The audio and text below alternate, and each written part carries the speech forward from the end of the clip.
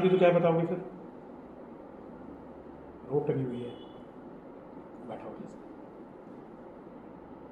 एक वर्टिकल रोप है बस। वही, मतलब फांसी लगाने वाली जो होती है ना, वो बंदा पंखे पे टंगा हुआ है, वो नीचे बैठा हुआ है।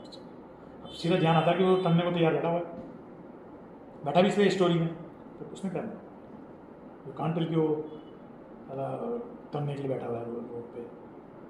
He is practicing how to tie knot because it would be used in planks with in G2S कुछ है or कि in mountaineering also. हाँ, उसका माउंटेन कि he is a good mountaineer, he is planning to climb Mount Everest.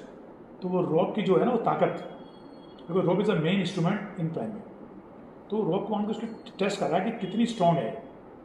तो उसके ऊपर some exercises like how to take that mountain, वो चाहिए जो। और